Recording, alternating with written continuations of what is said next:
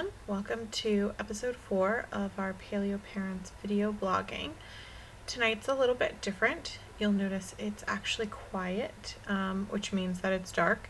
So I'm going to try to fit in what I ended up getting to be about 20,000 words of questions from people relating to breastfeeding into a 15-minute video here.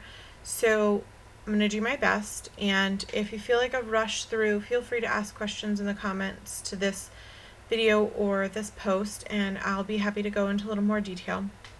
But first I want to start off just a little bit about breastfeeding and my experience. Even though our family's only been paleo for 16 months, I did breastfeed all 3 of my boys exclusively until they were ready for solids, at which point we homemade baby food and waited for the kids to do what we call baby-led weaning onto solid foods when they were ready.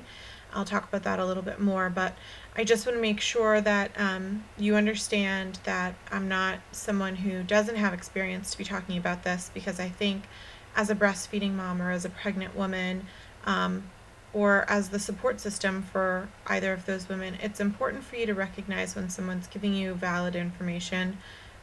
I found that when I was pregnant or nursing, I had a lot of people give me information from their experience, and their experience might not have been the same experience that I wanted to have. So with that said, I'm going to jump right in. I think the first question that I got is one of the first things that I kind of struggled with as a new mom. Honestly, from the moment that my baby was born, I remember my doula said to me, "My gosh, you've got great breastfeeding nipples," and it was the most uncomfortable moment that I think I could have possibly experienced. And I think the thing that I learned from that is to be a little more comfortable. I mean, we're all kind of scientific-minded, biology-based people. Let's be real.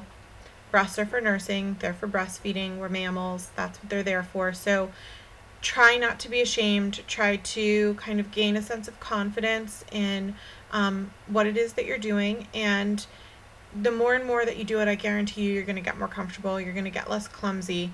But until you do, my recommendations are to obviously wear a nursing bra. You can get these really cheap at Target now, and also what were my absolute favorite were nursing camisoles. Instead of purchasing nursing clothing, which can be really expensive to redo for your whole wardrobe, I simply put a nursing camisole underneath the shirts that I would normally wear, and I would lift up my shirt and I would unclasp the nursing cami and pull it down, which would then leave just my breast exposed for the baby. My stomach would be covered, my chest would be covered, and I felt a lot more comfortable. And I was told that really, for the most part, people couldn't tell. I had some strangers come up and pet babies' heads, not realizing that I was nursing a baby. So you can get discreet with that, and it's a really affordable way to do it. I know a lot of people like to use baby blankets kind of as a shoulder shrug, or you can use I think they're called moo cover. I don't know. They're cover-ups. I mean, you can, and they're kind of wired so you can see down into baby, but people can't see into you. I wasn't really comfortable with that. My babies always tried to pull those off, and I didn't want to I feel like it was more of a scene for me personally to use those than it was just to kind of get used to lifting my shirt and kind of doing that discreetly. But to each his own. Do what you're comfortable with, and just remember that your baby needs to eat. So that's a priority number 1. People would much rather have you feed your baby than to hear your baby screaming and crying. And for every person that makes a ridiculous face at you in public about nursing, there are 10 more that aren't saying anything, that are perfectly fine with what you're doing. So just be comfortable. Find out what the laws in your area are that support your right to breastfeed. You know, we've all heard the horror stories on airlines and malls, people getting kicked out when they really shouldn't be. So know your rights, and make sure that you stick by them. Okay, so into the nitty-gritty. What I really want to talk about is how to nurse your baby, what to ask for in the hospital, and some things that you should know right off the bat. So what I have here is Cookie. This is as close as our house gets to baby dolls, so I'll do my best. Cookie's a great example. He's got a floppy neck here. He has a little short body and a big a big fluffy booty. So he's going to be my baby today.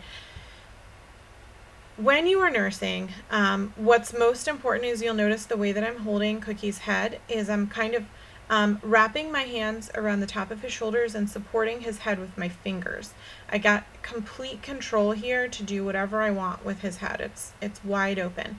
So you also want to make sure that your baby's mouth is wide open. Cookie's got a wide open mouth here, and he would be ready to nurse. He's a perfect nursing candidate, as to all of the wonderful choices that I had.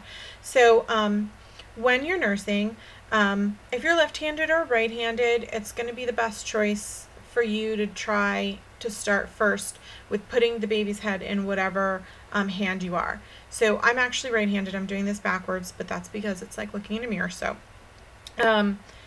here's Cookie. I'm gonna take Cookie and what's called the football hold at first. For me, as a large-chested, overweight woman who had a cesarean, I was absolutely most comfortable doing the football hold right off the bat. That means that the baby comes around to the side. I'm just completely holding him like a football. I've got his butt goes in the crook of my arm here, and I'm gonna just squeeze him back and put him up against my breast to where my nipple is. I am in control of where Cookie's mouth is going. So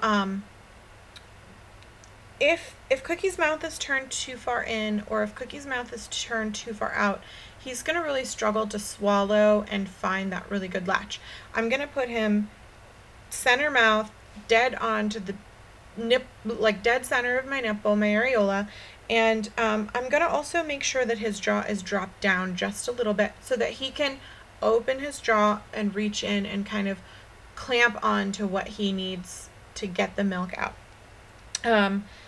We do what's called a RAM technique. It's called rapid arm movement, and that means that when Cookie is ready, when his mouth is open, when his head is supported, when he's looking at you and he's ready to nurse, then you take baby's head and you ram baby onto your breast. Now, I know that this sounds scary and we're talking about a newborn here, but you literally rapid arm movement that baby onto your nipple so that the baby doesn't have a chance to close his mouth or turn his head or do whatever it takes. And it also gives you the opportunity to make sure that that baby is going on straight and exactly as he should be.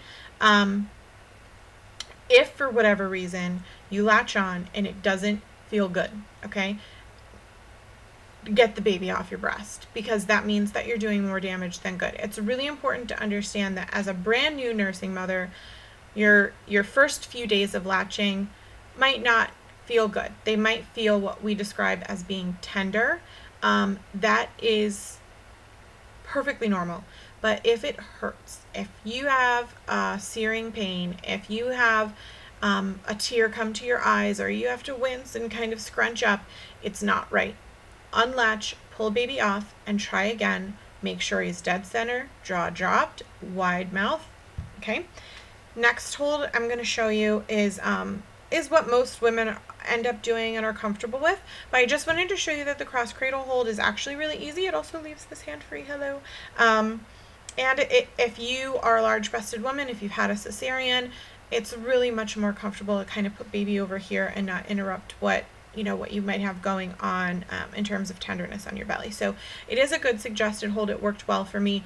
I never used it for more than just the length that I was in the hospital, but it also kind of transitions you well into when your baby's older, learning how to side lie position. It's basically the same technique. So if you do learn it and you're comfortable with it at that point, you can kind of apply it to positions laying down and nursing in bed when your baby's a little bit older and can kind of control their head a little bit more.